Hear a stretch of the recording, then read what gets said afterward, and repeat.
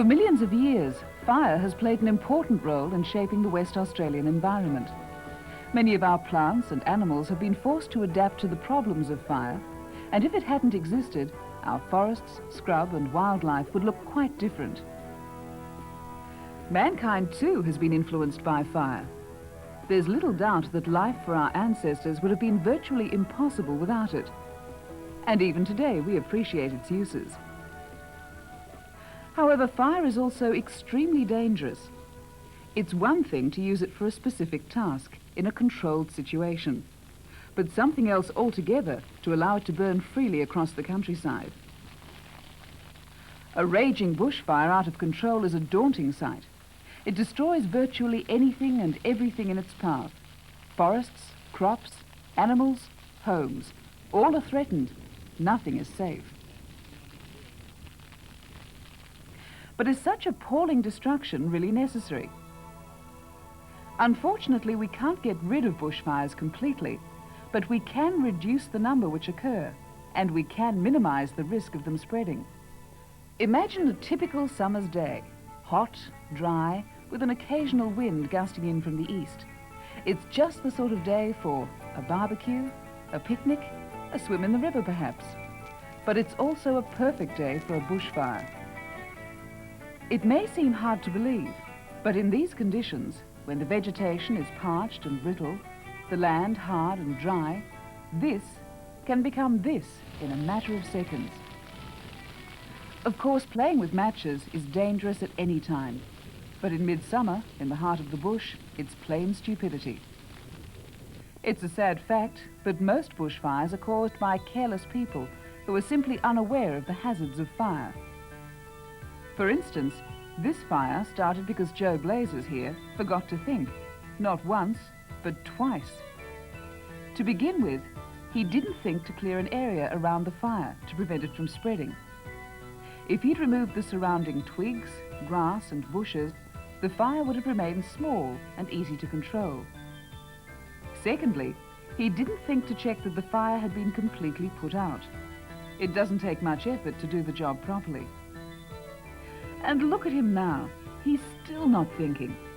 That cigarette he's just thrown away has the potential to change from a smoulder into a blazing inferno before he could count to 10. Assuming he could ever count to 10, that is. Unfortunately, not all bushfires can be avoided. Some, like those caused by lightning in a thunderstorm, occur for quite natural reasons. But whatever the cause of the fire, there are a number of steps we can take to restrict it from spreading and to limit the amount of damage to life and property. For example, take Joe Blazer's homestead. It's just about perfect. Oh, well, thank you. For going up in smoke, that is.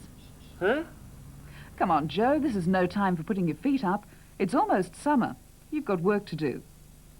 Now let's start with the garden. What would you suggest needs doing?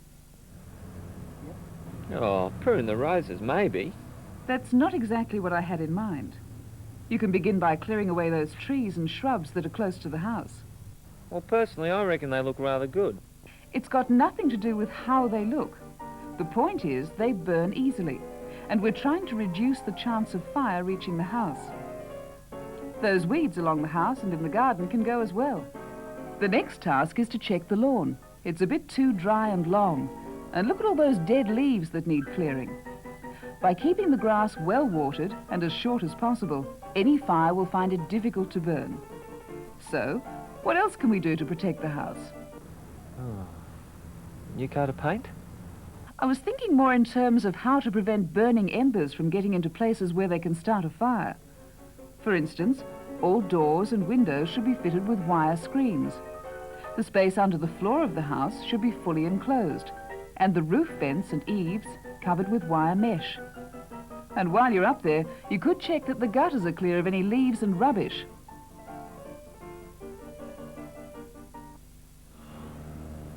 So that's it then? Well, almost.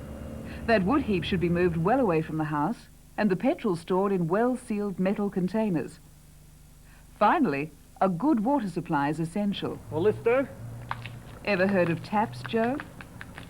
It's important to have as many taps available as possible, with the hoses attached and in full working order. Right.